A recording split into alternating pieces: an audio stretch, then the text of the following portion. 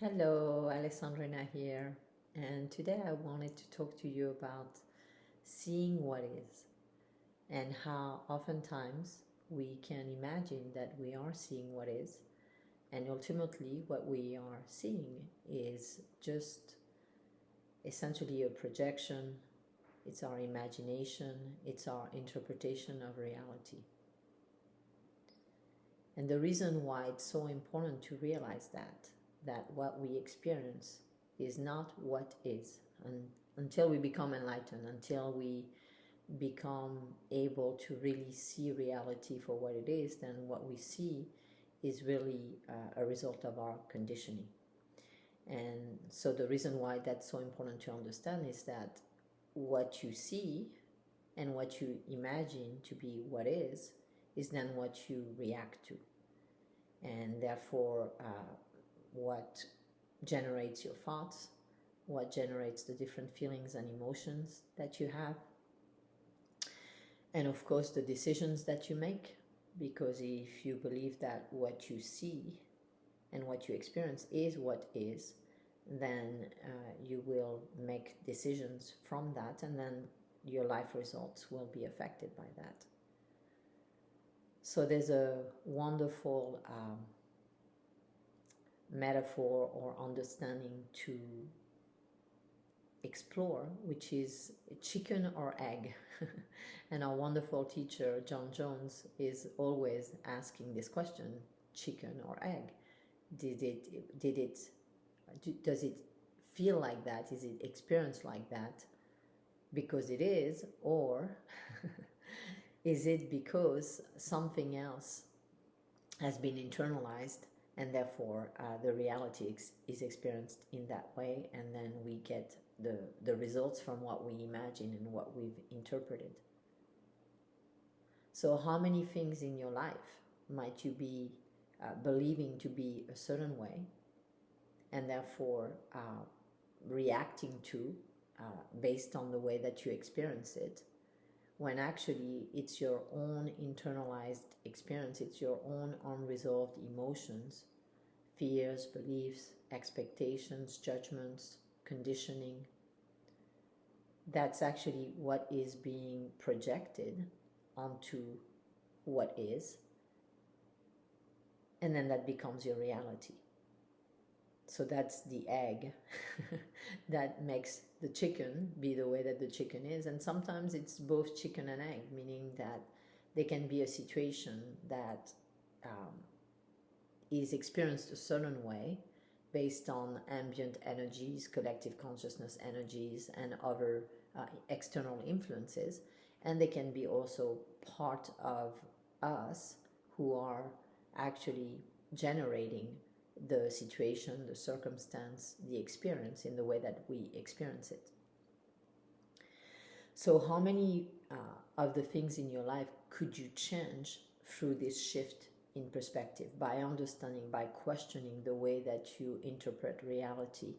How many things could actually be different than they are in your life? For instance, if you feel in some way not good enough, and you then imagine that it's because of external factors, and then you try to rearrange your life, your reality, and to have an influence on those external factors, imagining that that will then change how you feel about yourself. For instance, not feeling good enough.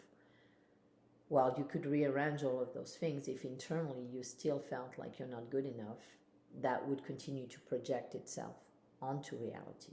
So I'm talking about essentially our process of interpretation and of projection onto reality, which then creates the reality, and the reality is not questioned, and then it's as if it was the way it is.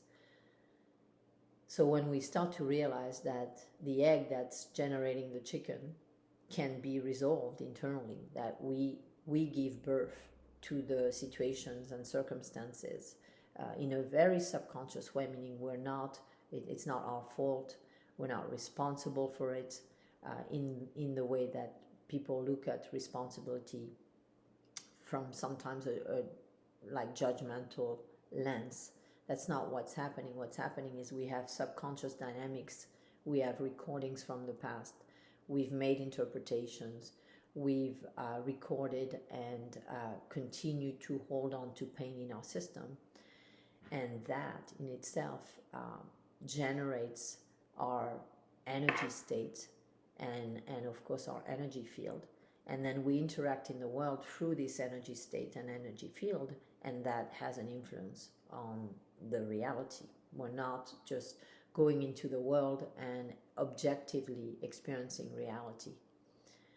So that insight and the intention and the commitment to questioning our reality, to realizing that our reality is not objective, that reality is subjective, and that everything that is in our subconscious mind is going to influence the way that we experience reality. That's a wonderful insight to have and a wonderful gift, because now we can apply this process of questioning and of really beginning to look at our subconscious, understand what is in our subconscious.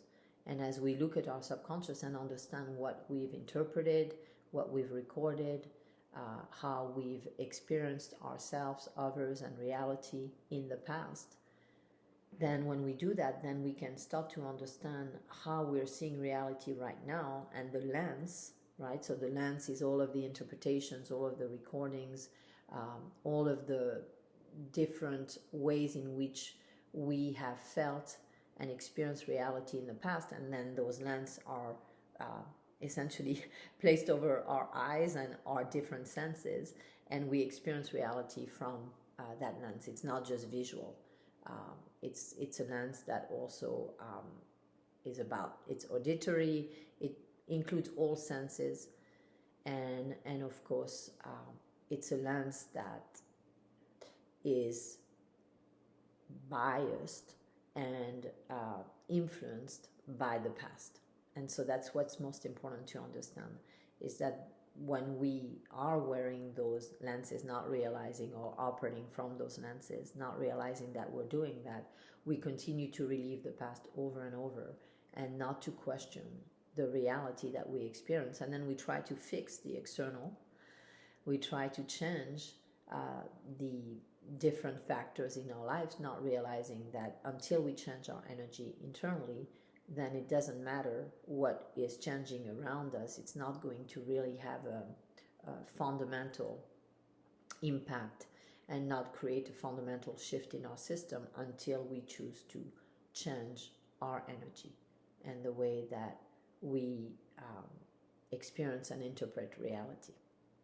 I hope this is helpful, and that when you apply it, when you begin to explore for yourself what reality is, and to try to understand the essence of reality, not from the past, not from conditioning, not from recording, then you can really begin to create your life in a way that is much more aligned with what you consciously want, with what is important and meaningful to you, and get better results.